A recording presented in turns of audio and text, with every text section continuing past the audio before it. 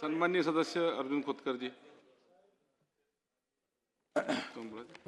माननीय अध्यक्ष महोदय,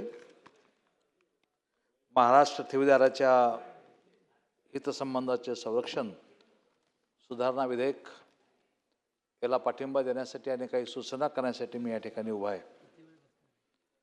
माननीय अध्यक्ष महोदय, राज्यामध्ये अशा पद्धतीचं ठेवीदाराला आमिष देण्याचं आणि ठेवीदाराला परतावा अधिकचा देण्याचं पेव फुटलेलं आहे. राज्यामध्ये काही कायदा आहे की नाही अध्यक्ष महोदय? कोणीही यायचं, कोणीही काहीतरी डिजिटल करन्सीच्या नावाने, गुप्त चलनच्या नावाने, मग ती क्रिप्टो करन्सी असेल, GDCC असेल,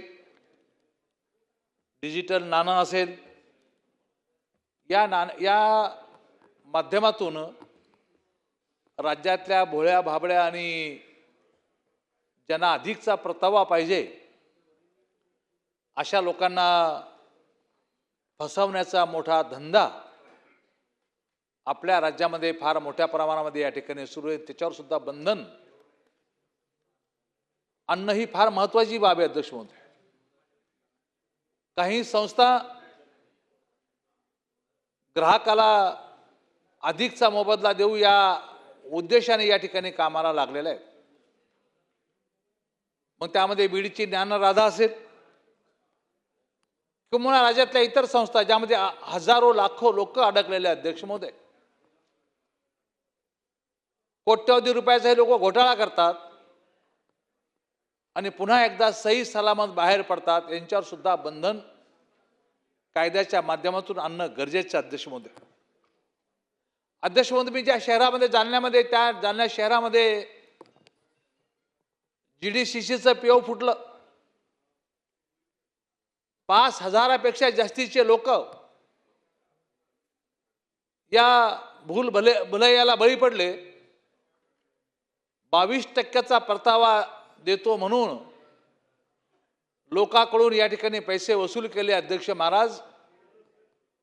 आणि मग काही दिवसांनी करन्सी ओपन होणार आहे, मग करन्सीचा रेट 1 लाख रुपये राहील असे स्वप्न लोकांना दाखवले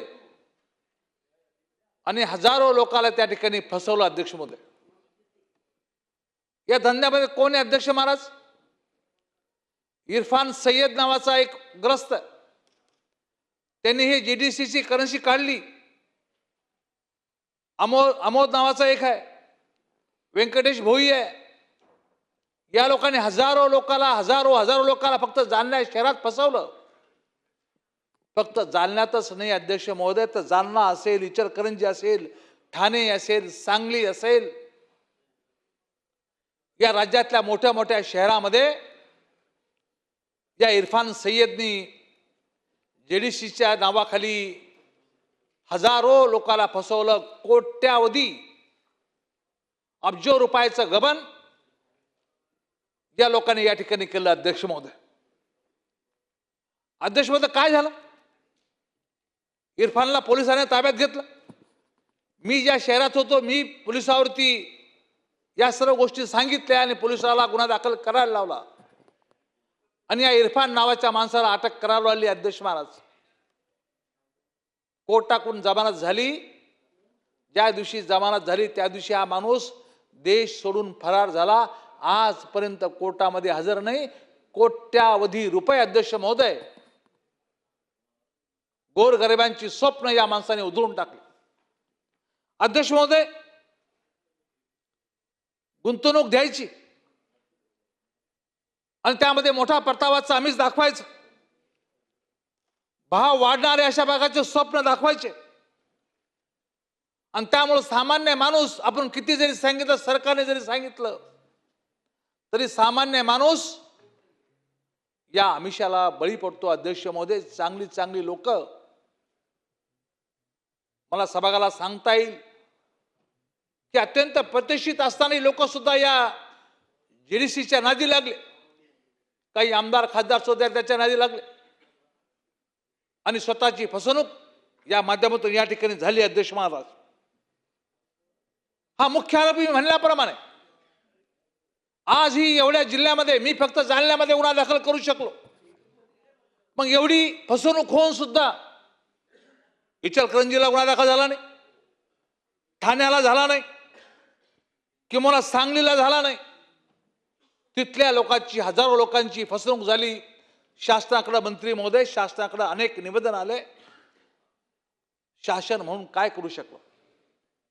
काय हित जपलं या लोकांचं? जे ठेवीदार आहे त्या ठेवीदारांचं हित काय जपलं? आपण हा कायदा आणतो हे मान्य आहे, आपण सुधारणा करतो हे मान्य आहे, पण रोजपणे तुमच्या डोळ्याच्या समोर रोज फसवणारे गुप्तचलन, क्रिप्टोकरन्सी रोज निर्माण करतात आणि आपण मात्र उघड्या डोळ्याने हे सर्व पाहत राहतो.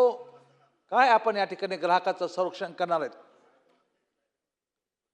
आज जे जे काही डिजिटल त्यांनी सांगितलं त्याला बाजारात काही किंमत नाही. मला आपल्याला सांगितलं पाहिजे अध्यक्ष महोदय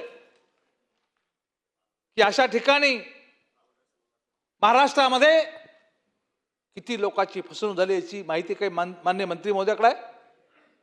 आजही हजारो लोकांची फसवणूक केल्यानंतर जेडीसीच्या माध्यमातून, जेडीसीची आता रस्त्यावरती आली, एका मिनिटामध्ये नवीन नोंदणी होते. या शिरफांनी अजून वेगवेगळ्या नावाने राज्यातली लूट करायला सुरुवात केलेली आहे. अध्यक्ष महाराज, राज्याने काय परवानगी दिली का लूट करायची गरिबांची? मग हे सुधारणा विधेयक येतं तर त्यावर काहीतरी चाप या ठिकाणी आणला पाहिजे. वेगवेगळ्या नावाने अध्यक्ष महाराज सुरू आहे.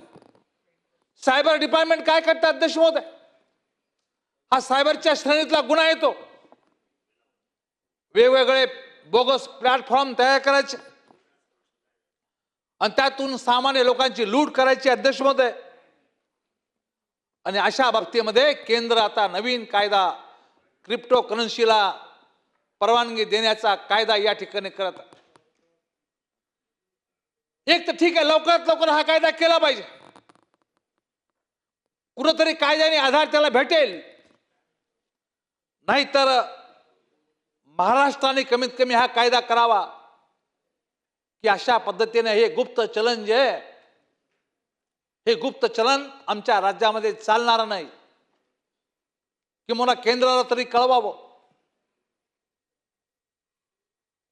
हे जर आपण केंद्राला कळवलं तर निश्चितपणे सामान्य लोकांची या ठिकाणी फार मोठ्या प्रमाणामध्ये फसवणूक टळू शकते. मला कल्पना आहे की इथं बसलेल्या अनेक माननीय आमदार महोदयाला या बाबतीतल्या तक्रारी प्राप्त झाल्या असतील की क्रिप्टोकरन्सीच्या नावाखाली, जेडीसीच्या नावाखाली आमच्याकडून पैसा घेतला. हजारो लोक आमच्या घरामध्ये येऊन बसतात. जालना शहरामध्ये हजारो, 5,000पेक्षा जास्त लोकांची फसवणूक झालेली आहे. लोकांनी स्वप्न रंगवले की पैसे येतील, मुलीचं लग्न करू, पैसे येतील, मुलाला शिक्षणासाठी बाहेर पाठवू. परंतु या सर्व गोष्टीमध्ये लोकांची फसवणूक आपण आपल्या डोळ्याने, उघड्या डोळ्याने या ठिकाणी आजही पाहत आहोत. यांच्यावर बंधनं कधी आणणार मंत्री महोदय? कधी या बाबतीतला कायदा तयार करणार?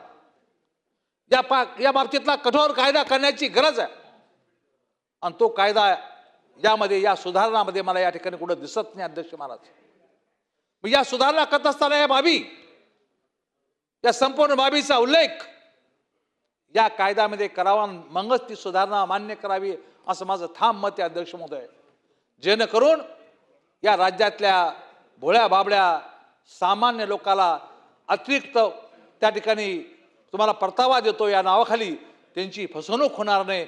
एवढं जरी आपल्याला कायद्यामध्ये करता आलं तर निश्चितपणे या सुधारणा विधेयकाला आमचा पाठिंबा राहील अध्यक्ष महोदय. धन्यवाद.